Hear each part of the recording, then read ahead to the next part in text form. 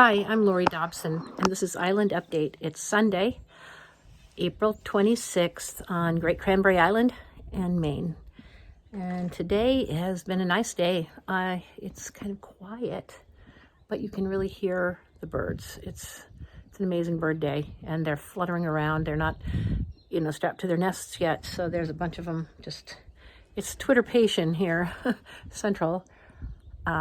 There were a whole bunch of them in the apple tree over there, just looking down at me, those red heads. And then, of course, the robins have really been busy, and they've been pretty fun to watch. We took a walk, basically saw three different beach areas around, which was fun. So we got a different panorama of walking in with the dogs today.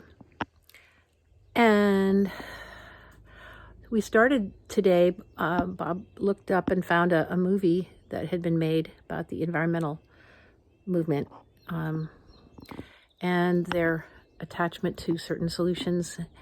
It's a Michael Moore movie, and it was really, I think the message for me was things aren't what they seem. Virtue signaling, thinking that we're doing the right thing, talking about the right things, being the right kind of people. Back in the day when margarine was a big deal, and it was really cool that you substituted butter and for margarine with the trans fats, and horrors when we found out that people that knew this didn't bother to tell us. And that's a lot of what gets me, is when they know better but they don't do better, when they learn things and they don't correct, because there's the having to admit error, having to be wrong, especially when you take a public stand, and especially when you're cocky about it, taking positions that may be wrong, but it's benefited you with money or power or prestige or whatever, all those things. And, and if you're a politician and you take a stand and you get a lot of support for it and you get a lot of people funding you, and, there's so many ways that all of us, not just politicians, but all of us benefit from taking a stand that's a popular opinion would encourage. And that's probably, it's a very difficult thing to own up to when you've done especially when you think you've done the right thing. As I've done a lot of times, I've taken a lot of stands. I've been an organizer. I headed up an environmental organization for several years in Rowayton, Connecticut. I lived down in Connecticut for a while, and my 3 kids were born and raised there. And I'm from Cape Porpoise and Kennebunkport, so I came back finally, but I was away for a long time.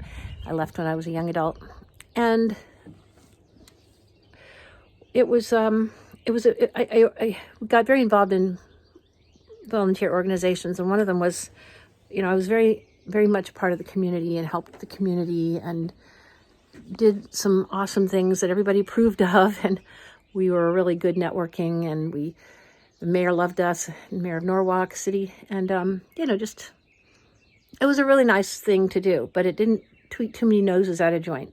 But then when I was asked to get involved in running for office, and I came out against the Iraq War, the lead up to the Iraq War, I was in 2002. Everybody was supporting the war, and it was not popular to say what I was saying. So all the people that just loved me, I was the bee's knees, I couldn't have been more popular.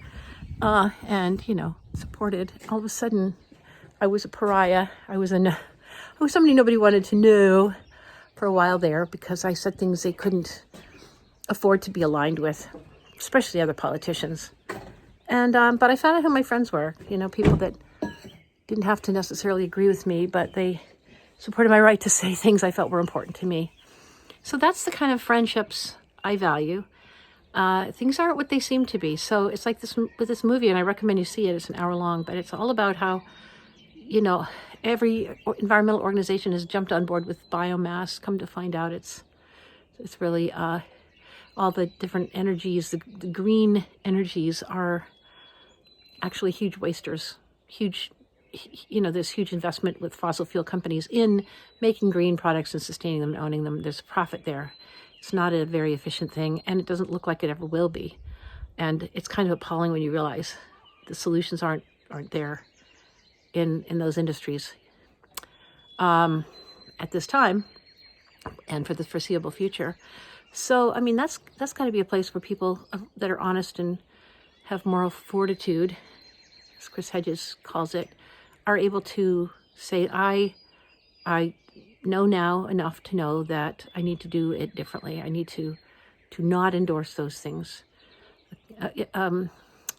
Alexandra Ocasio-Cortez, who's the nickname AOC, she was the only one who voted against a bill recently, and she just felt it didn't go far enough. And I think it was a relief package of some sort. I support the kind of actions that are not easy to take, from people that are unsung heroes, not doing it for the notoriety. And there's some qualities about my boyfriend Bob that are very much like that. He doesn't ever, I don't think, even think that way. He just does what he feels is right from day to day. It's not complicated. He just does the next right thing. We've both been in sobriety over 4 years, and it's okay if I break his anonymity. And so things are different now. The whole idea of anonymous was back when, if you spoke out about the fact that you had an alcohol problem at one time in your life, that destroyed your reputation forever. People were sent to loony bins for less. And nowadays it's so prevalent that I think it's, if you choose to talk about it, it's okay, and we've been holding meetings and being part of meetings. And I think it's a really healthy thing to do, because it's not just about the drinking part, it's also about the thinking part.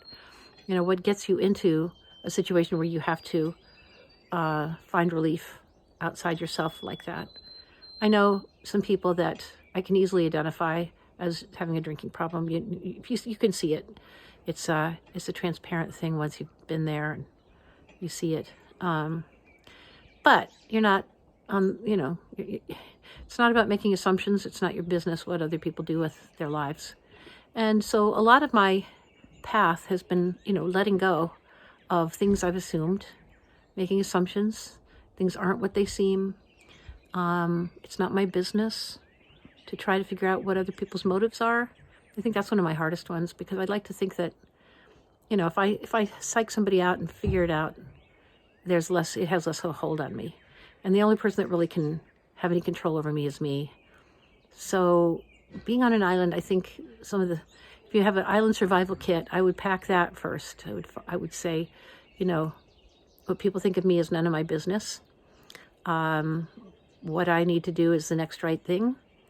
To be of service on the island is to take good care of myself first, and listen for ways to be contributing, but to realize that whatever happens, whatever other people's actions are, really doesn't have a lot to do with you. It's all about what's going on in their life to make them make their choices. The things that you might think they're basing their decisions on might not be what you think. It's not everything is a class struggle or an economic struggle or a fight or a resource struggle or a privilege struggle or a belonging or not belonging struggle. Reminds me that I just talked about my coming from Maine. I guess I do hold my hat on a lot of the fact that I've got some Maine native in me, but I got my mom too, who was a New Yorker. So, there's just nothing is clear cut in life. And that's probably a good thing, because everything's going to have to be done differently and seen differently and thought through differently. We're going to have such a new normal. It can't be called normal. It's not going to be what it was. And I think the only way to embrace it is to let it be whatever it's going to be, and just stay tuned to people, with people, connected to people, however we're able to do that respectfully, showing love in ways that we wouldn't have thought necessary or would have thought weird at one time, to say hi and not to walk towards a person, to stand still, but to share friendliness, to not do signaling of friendliness, and just recognize that we're all learning the language of caring, and it's kind of cool. And somehow being here on this island, there's so much that I can sort of see from day to day that's sort of regular, that the little changes and the little differences, like this video, I'm not talking about a whole lot of monumental things, but the things that I do see and recognize and can take note of are just part of my world, part of what I feel connected to and can observe myself acting and interacting with. And that's a benefit, is when more and more of your world can be a way to just check yourself and keep yourself right-minded. And those are blessings. Anyway, that's my Sunday thought, and I hope you all have a good day. See you on Monday, tomorrow. Bye.